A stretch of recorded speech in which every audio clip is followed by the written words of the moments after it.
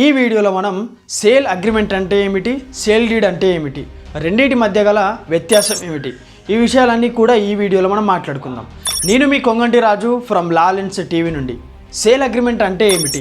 అమ్మకపు ఒప్పందం అనేది ఒక వ్యక్తి తన ఆస్తిని భూమి, ఇల్లు, ఫ్లాట్ మొదలగున మరొక వ్యక్తికి భవిష్యత్తులో అమ్మడానికి కుదిరే రాతపూర్వక ఒప్పందం.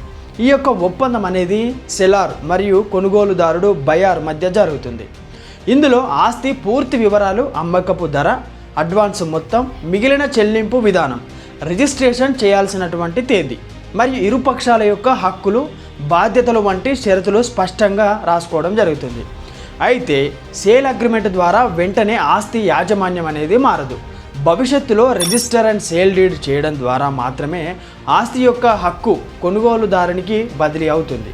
అయితే సేల్ అగ్రిమెంట్ యొక్క లీగల్ వ్యాలిడిటీ మరియు కోర్టు కేసులకు సంబంధించింది ఎలా ఉంటుందంటే, సేల్ అగ్రిమెంట్ అమ్మకపు ఒప్పందం భారత చట్టాల ప్రకారం చట్టబద్ధంగా అమలులో ఉండే ఒప్పందమే. ఇది ఇండియన్ కాంట్రాక్ట్ యాక్ట్ 1872 ఆధారంగా చెల్లుబాటు అనేది అవుతుంది.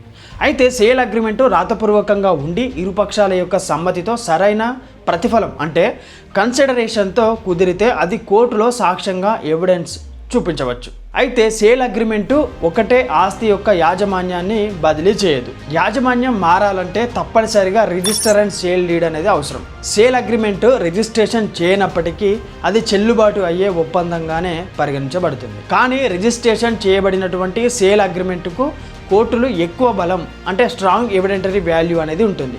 ముఖ్యంగా అడ్వాన్స్ చెల్లింపు, అమ్మకము చేయాల్సినటువంటి హామీ వంటి విషయాలలో ఇది చాలా కీలకంగా పనిచేస్తుంది. కోర్టు కేసుల విషయానికి వస్తే సేలార్ ఒప్పందం ప్రకారం ఆస్తిని అమ్మడానికి నిరాకరిస్తే కొనుగోలుదారుడు కోర్టులో స్పెసిఫిక్ పర్ఫార్మెన్స్ సూట్ అంటే స్పెసిఫిక్ రిలీఫ్ యాక్ట్ 1963 అనే చట్టం ప్రకారం దాఖలు వేయవచ్చు. అంటే కోర్టు ద్వారా ఆస్తిని అమ్మాలని ఆదేశించమని కూడా కోరవచ్చు. అలాగే కొనుగోలుదారుడు తన బాధ్యతలను పాటించకపోతే సేలార్ అంటే నష్టపరిహారం డ్యామేజ్ని కూడా కోరుతూ కేసు వేయవచ్చు. భారతదేశంలో అనేక న్యాయ తీర్పులలో సేల్ అగ్రిమెంట్ ఒక చెల్లుబాటు అయ్యే ఒప్పందమే, కానీ అది యాజమాన్య హక్కును సృష్టించదని కోర్టులో స్పష్టంగా తెలియజేయడం జరిగింది.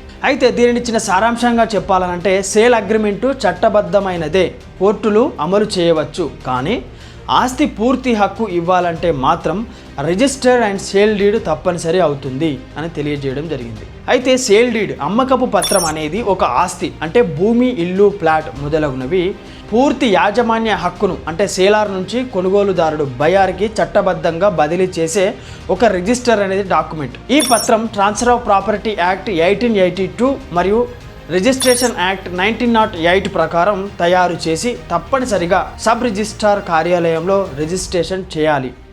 సేల్ డీడ్ రిజిస్ట్రేషన్ పూర్తయిన క్షణం నుంచి ఆస్తిపై సంపూర్ణ హక్కు అనేది కొనుగోలుదారునికి లభిస్తుంది.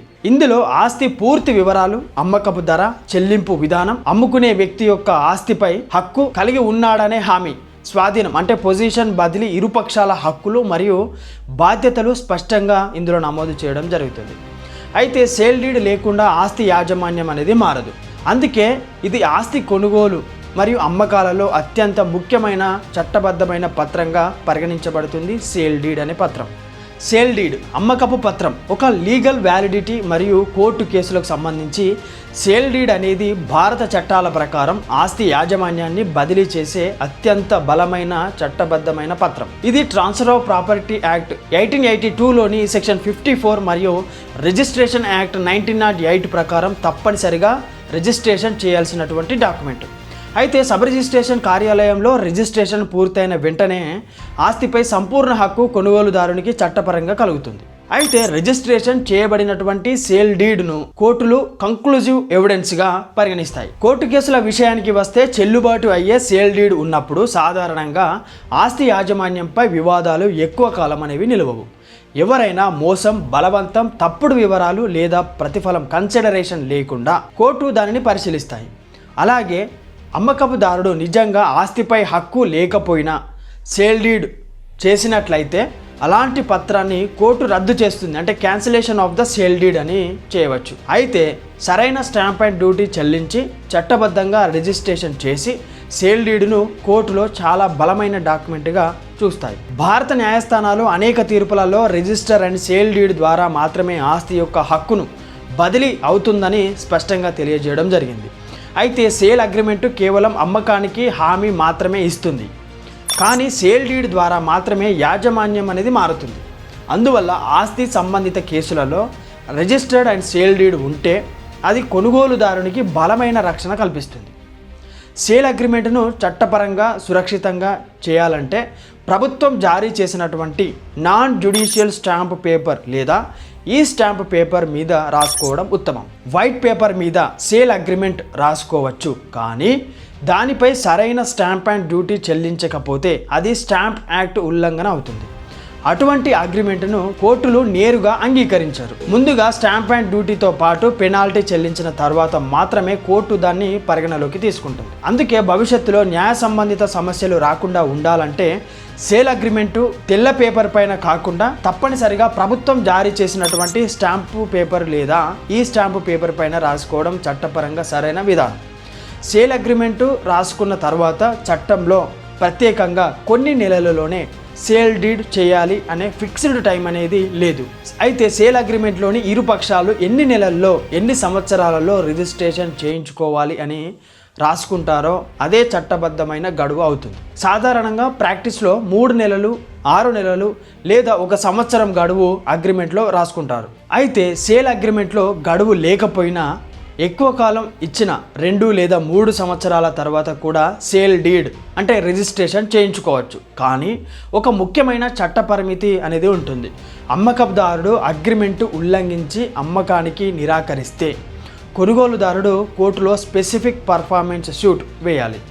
అలాంటి కేసు వేయడానికి లిమిటేషన్ యాక్ట్ 1963 ప్రకారం గరిష్టంగా ఈ 3 సంవత్సరాల అగ్రిమెంటులో రాసుకున్నటువంటి తేదీ నుంచి అమ్మకందారుడు చేసిన తేదీ లెక్కించడం జరుగుతుంది. కాబట్టి సేల్ అగ్రిమెంట్ రాసుకున్న తర్వాత 2 నుంచి 3 సంవత్సరాల తర్వాత కూడా సేల్ డీడ్ అనేది చేయించుకోవడం చట్టపరంగా సాధ్యం. కానీ ఆ మధ్యకాలంలో అమ్మకందారుడు మనసు మార్చుకుంటే కొనుగోలుదారునికి కోర్టు రక్షణ పొందడానికి 3 సంవత్సరాల లోపే చర్యలు తీసుకునే అవకాశం ఉంటుంది.